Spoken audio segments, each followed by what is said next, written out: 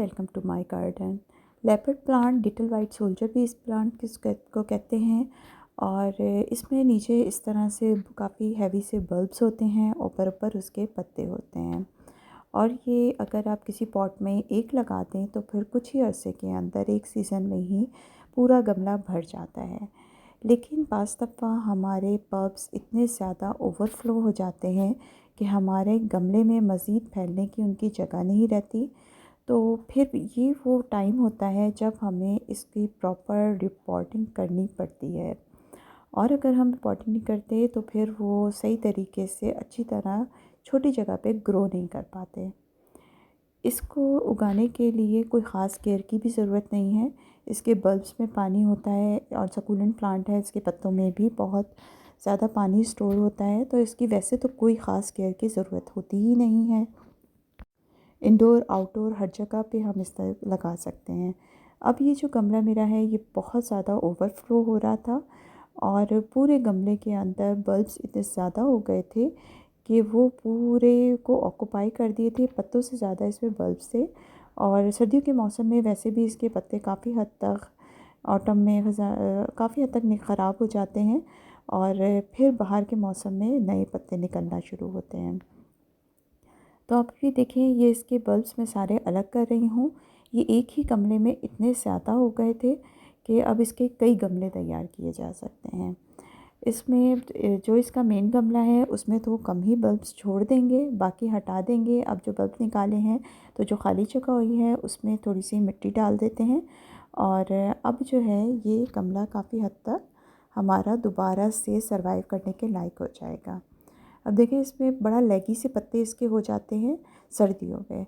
गर्मियों में बड़ा अच्छा फ्रेश होता है, बाहर के मौसम तो इसके बहुत अच्छे नए नए पत्ते निकलने का मौसम होता है। अब ये देखें, एक गमले में तो काफ़ी सारे ये पप्स निकाल दिए हैं और नए गमले में अच्छी तरह से गोटी कर दीजिए। हल्का सा इसमें मिट्टी के अंदर ही फर्टिलाइज़र मिला हुआ है। एक गमले में अगर हम बहुत कम मिकदार में भी पप्स लगा दें तो बहुत अच्छा ये ग्रो कर जाता है। नीचे देखें, इसमें बल्ब्स है जिसमें ज़रा सा पानी अच्छा खासा इसमें जमा होता है। यही वजह है कि इस पौधे को बहुत ज़्यादा पानी देने की ज़रूरत भी नहीं पड़ती। सक्यूलेंट प्लांट है और इस तरीके से आप देखें, जितने भी इसके एक्स्ट्रा पत्ते हैं उनको काट दीजिए जो बहुत ज़्यादा लेगी हो गए हैं। और बाज़ दफ़ा इसके पत्ते लेगी होके फिर गलना शुरू हो जाते हैं।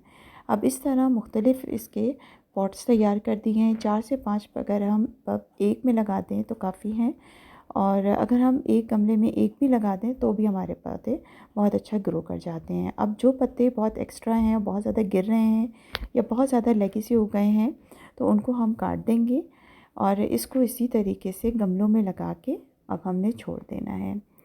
कुछ ही दिनों में इसकी जड़ अच्छी तरह से मिट्टी को पकड़ लेगी और उसके बाद नए पत्ते निकलना शुरू हो जाएंगे। तो या तो आप सर्दियों में ये इसका मेकओवर कर लें, नहीं तो फिर बाहर के मौसम में इसको ज़रूर कर लीजिए। फिर ये होगा कि हमारा आगे का जो फिर पूरा गर्मियों का मौसम होता है उसमें ये बहुत अच्छी ग्रोथ होती है। अब देखिए, ये इसमें पत्ते हैं तो फ्रेश, लेकिन ये कि बहुत ज़्यादा अब भर गया है।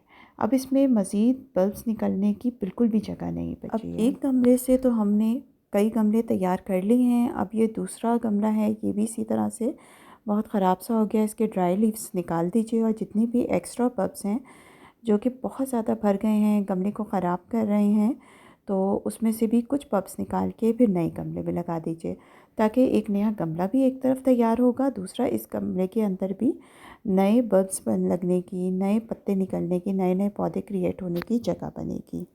अब देखिए, इसके अंदर इतने ज़्यादा बल्ब्स निकल गए हैं कि ये गमले में बिल्कुल भी वेंटिलेशन की जगह भी नहीं बची है।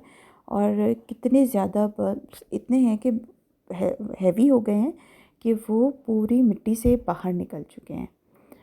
अब इसको निकालना भी थोड़ा सा हमें मुश्किल होता है, क्योंकि ये हमें पौधे की रूट्स को भी डैमेज नहीं करना होता है एक तरफ, और दूसरी तरफ हमने पूरा इसका बल्ब को ट्रांसफ़र भी करना है। तो आहिस्ता आहिस्ता से इसको हम अगर थोड़ा थोड़ा सा टूल्स की मदद से मूव करें तो ये आहिस्ता आहिस्ता अपनी जगह छोड़ने लगते हैं और फिर अलग हो जाते हैं। पूरा बल्ब सेपरेटली निकल आता है बाहर।